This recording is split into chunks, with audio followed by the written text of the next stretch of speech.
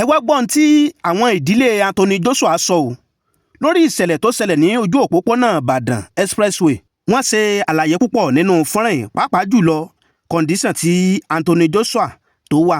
Bẹ́ẹ̀ ni wọ́n sọ̀rọ̀ nípa àwọn ọ̀rẹ́ Anthony Joshua méjì tó jẹ́ Ọlọ́run nípè nínú ìjàmbá ọkọ̀ tó ṣẹlẹ̀ ní ojú òpópónà Ìbàdàn expressway. Bẹ́ẹ̀ ni wọ́n sì ṣàlàyé àwọn ìgbésẹ̀ tí àwọn ìjọba gbé lórí ìṣẹ̀lẹ̀ náà, pàápàá jùlọ àwọn gómìnà ìpínlẹ̀ Ogun State àti ààrẹ Bọ́lá Ahmed Tinubu, gbogbo ìgbésẹ̀ tí wọ́n gbé ní orí ọ̀rọ̀ Anthony Joshua. Bẹ́ẹ̀ ni wọ́n jẹ́ kí orílẹ̀-èdè Nàìjíríà kí wọ́n mọ ipò tí Anthony Joshua wà, ìyẹn nílé ìwòsàn tí ó wà. Ẹ̀yin èèyàn, a sì fọ́nrán ìsílẹ̀ tẹ́yìn èèyàn wa tẹ́ máa gbọ́ bí wọ́n ṣe yànnàná ọ̀rọ̀ nínú fọ́nrán. Fún àǹfààní ẹ̀yin tó jẹ́ pé ìgbà àkọ́kọ́ yín rè tẹ́ bá ìkànnì pàdé lórí ètò Kúnlé Ìjẹ̀ṣà, ẹ tẹ subscribe button yín, kẹ́yìn náà kẹ́lẹ̀ mọ́ jàǹfààní bàbá tó ṣe mú fúnra wá sórí ètò yìí lóòrèkóòrè nígbàkúgbà.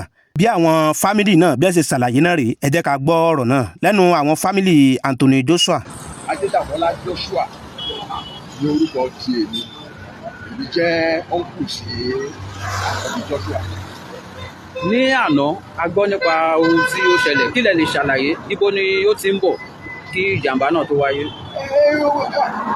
Ọ̀gá ọlọ́pàá ló kàn déédéé pè mí torí pé mi ò sábà wà lórí social media. Ọ̀gá ọlọ́pàá DIG Ògúnyọ̀wò ló pè mí pé báyìí bá ti ṣẹlẹ̀ sí ẹni tó ń jẹ̀ṣẹ́ àgbáyé bébí ṣe gbọ́ nìyẹn. Wọ́n dẹ̀ sọ pé ta làwọn lè pè ní ẹbí wa. Mo ní ìdí kí wọ́n ní oyè Joshua. Mo dẹ̀ fún wọn ní nọ́mbà oyè Joshua. Mo dẹ̀ fún wọn ní nọ́mbà lọ́ọ̀yà ẹbí wa Jùmọ̀kẹ́ Kókà. A jẹ́ nǹkan tí mo bá ọ̀gá ọlọ́pàá àgbà sọ lánàá yẹn lórí incident yẹn. Àwọn kan ní Joshua ṣe ń bọ̀ láti ibi tó wà, kó ṣẹ̀ṣẹ̀ dé sí Nàìjíríà, ó ń bọ̀ nílé ni. Àwọn kan ní bí ló ti kúrò, ó ń lọ s'Èkó. Àárín yẹn bá wa tàn mọ́lẹ̀ sí. Àwa pọ̀ dájúdájú pé ó ṣẹ̀ṣẹ̀ dé láti ìlú òyìnbó kò pé wákàtí 6 ní ìṣẹ̀lẹ̀ yẹn ṣẹlẹ̀. Ó ṣẹ̀ṣẹ̀ wọ̀lú Nàìjíríà ní airport lẹ́kọ̀ọ́, ó jẹ́ ń bọ̀ nílé ní ìṣẹ̀lẹ̀ yẹn ṣẹlẹ̀.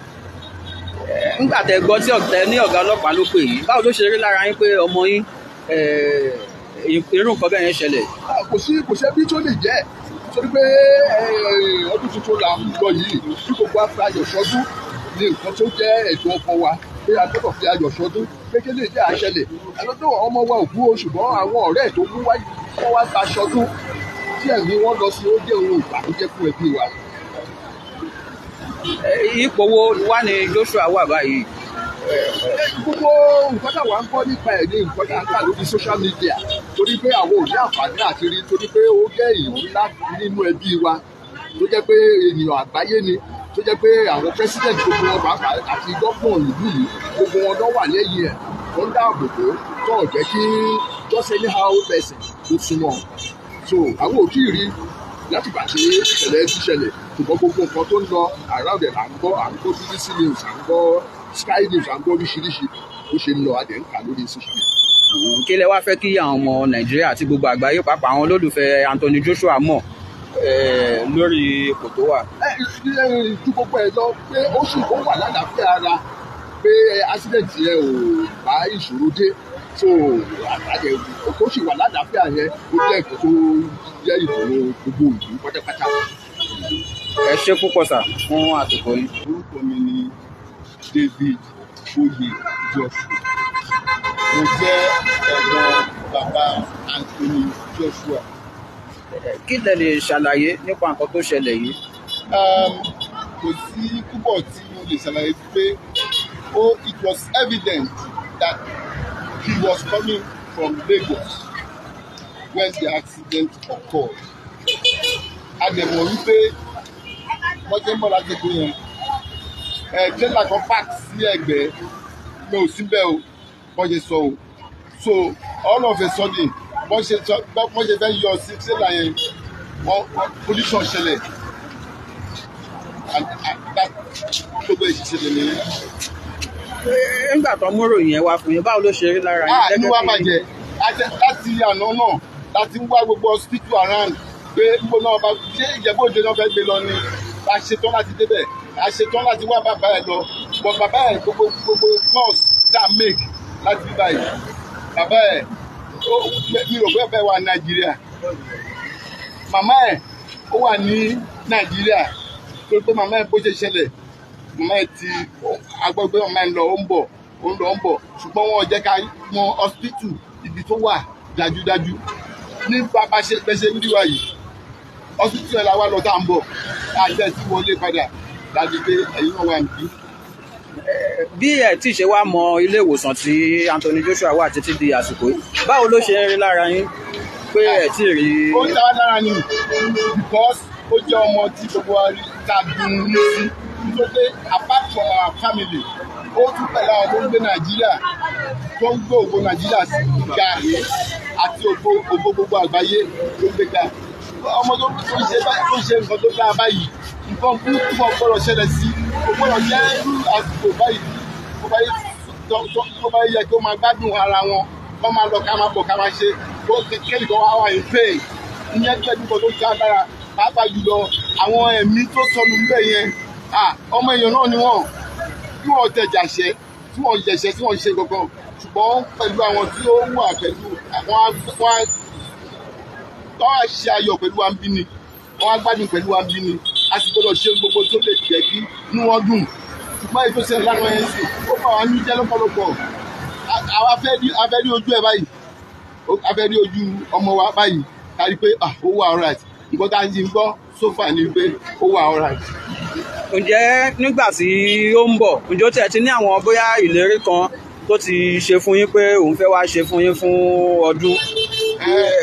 Actually gbogbo àwọn ọmọ ọba wa ń bí gbogbo wọn jẹ́ ẹni tó yẹ pé wọ́n travel lọ́pọ̀lọpọ̀ tó tẹ̀ pé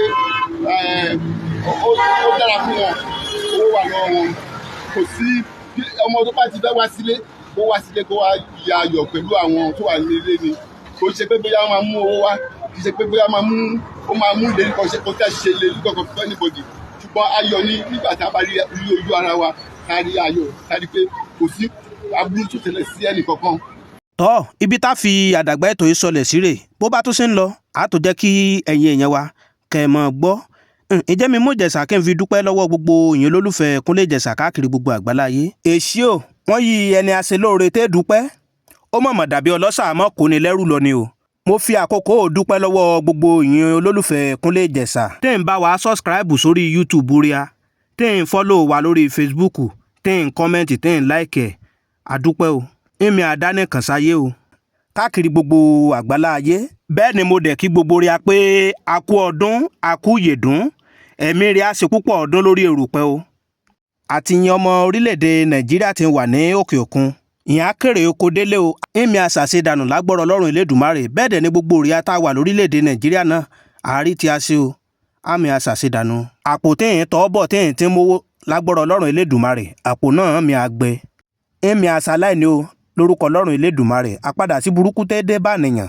èmi àdébá yín o iṣẹ́ yín náà mú ọjọ́ àárọ̀ àtọ̀sán yín ṣe èmi àdíbàjẹ́ o èrè bí iye ni a jẹ níbẹ̀ ọdún ayọ̀ là á ṣe o àmì àsọdún ìbànújẹ́ ẹ̀mí ria tó parí ọdún 2025 náà là parí ọdún 2026 orí wa àmì àgbàbọ̀dé o wọn a bá dáwọ́ rẹ̀ alẹ́ ní ọdún 2026 òrèrè bí iye là á já sí lágbọ́rọ̀ Ọlọ́run Elédùmarè àmì àpẹ̀rẹ̀kẹ́ mú ya o ire bí yẹ́ lójú owó rí ire lójú ọlá rí ire lójú gbogbo rí àmọ́ rí o ìpàdé gbogbo rí a bí oyin o ṣe mo dúpẹ́ lọ́wọ́ gbogbo rí o ó dàbọ̀.